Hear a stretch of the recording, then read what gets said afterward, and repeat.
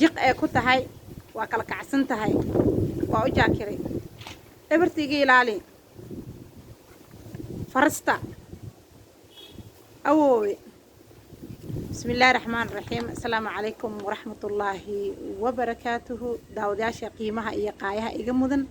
وادن السلامي ميل والبا أي جوبتان وحا إذن لايا هاي وقتبو ها إذين وعناضة سلام جود أيان إذين السوجيدين يا إن شاء الله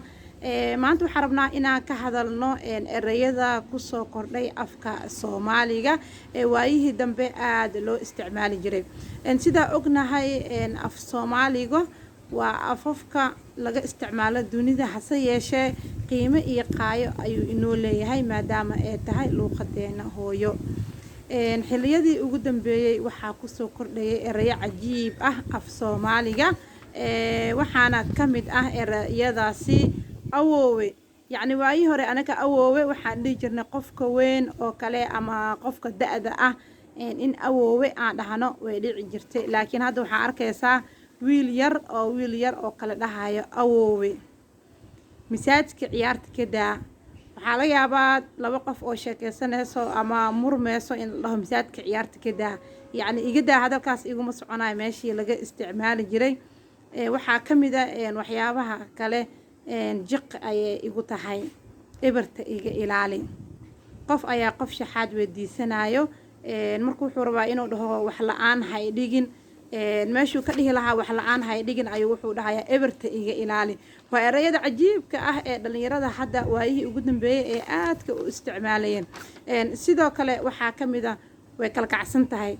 gabar ayaa wadada soo marayso waxaa laga yaabaa wiilasha inay u isticmaalaan gabadhaas way qurux badan tahay ama gabadhaas way cajibisay meeshii dhalinyarada hore ay dhihi jireen ayaa dhalinyarada hadda waxay dhahaan way kala kacsan tahay qoftaas way shidan tahay subxaanallah ma dabbaa waxaa la yiri dabkaas wuu shidan yahay marka waxaa arkaysaa erayo badan oo ay dhalinyaradu ay isticmaalaan taliye ah ka mid ah yacni taliye waxaa la dhihi jiray ninka ciidanka qeyb dhan taliye u ah ee hogaaminaya hadda qof caadi waxa la dhahaa taliye kabtanka aa maqlaysaa waa wax iska noqotay caadi ah ayay erayadaasi iska noqotay iga dabageey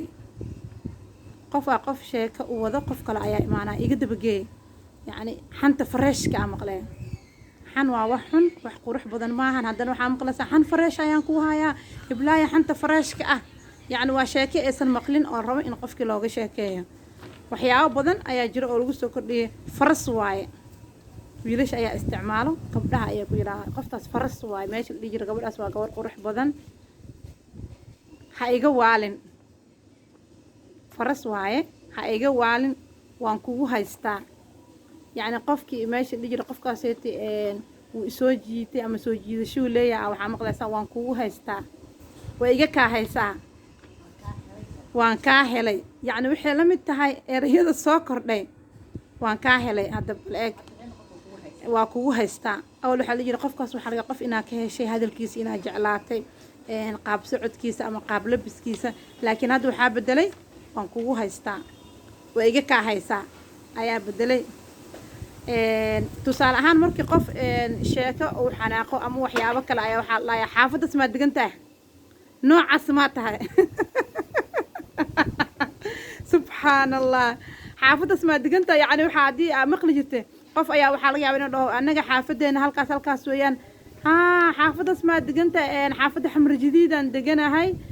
tusaale ahaan ani xaafadeedu waxay ahayd aan kusoo koray xamar jadiid ama xaafadeedu waxay ahayd maxaa tiraahdaa jungal ama waxay ahayd tale xaafadeedu waxay ahayd barmuudo laakiin hadda waxaa maqlaysaa xaafaddaas maa degan tahay yaa bismillaahi raxmaan raxiim noocaas maa tahay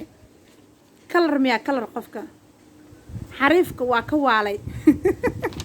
run ahaantii erayadan waa eray yacni la yaab leh oo cajiib ah shiiqow nin shiiqa oo kitaabada cilmiga aqriya ama masaajidka ka wacdiya ah waxaa la dhihi jiray shiiqow laakiin hadda waxay noqotay shiiqow erayada si fiican ayaa loo isticmaalaa yaa iga deg maanta adinkaa yaabi doona amina maxay soo qaadatay run ahaantii ma ahan inaa yacni waxa qosolka iga keenaa erayada cajiibka ah waaye markii abaaritaan dheer kusoo sameeyey iga deg way shidan tahay war khad dheer ayaa halkan kusoo qoray marka way shidan tahay yacni hore usoo sheega umaleynaya marka way qurux badan tahay ayaa lagala jeedaa way shidan tahay way qurux badan tahay marka maxaa tirahdaa caadi iska dhig ayaa ka mid ah qofka waxaa laga yaabaa wax inaa ku dhahdo waxa naaqda meesha dhijir walaal waxaas dhib ma laha waxba ha u arkin hadda waxaa la caadi iska dhig hay caadi iska dhigday marka waxay noqotay waxyaabaha oo iska caadiga ah oo dhalinyarada ay isticmaalaan ha igu mashquulin yacni erayada ka mid tahay maanta soo qaatay halkan ku qoran ha igu mashquulin waa u jaakiray jiq ayay ku tahay yacni ama jiq ayay igu tahay iga ilaali eberta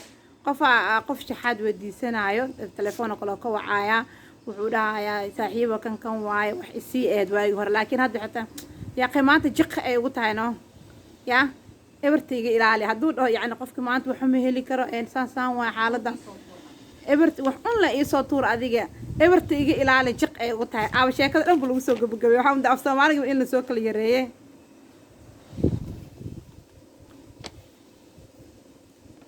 marka erayada lama soo koobi karo oo hadda af soomaaliga lagu soo kordhiyey way iska fiican tahay waxyaabo oo qurux badan ama waxyaabo cajiib ah in af soomaaliga lagu soo kordhiyo hadda taliya oo kaleeto laakiin hayga waalin yaa kaa waalay iyo erayo kaleeto ayaa maqleysaa xabadaasay tahay xaafadaas maa degan tahay meesha oo la jiro qofkaas xaafadaas muu degan yahay xabad yacni waxaa laga qofka dhana waxaa laga yaabaa in loo isticmaalo loo xabadaas way shidan tahay waan ku haystaa xabadaas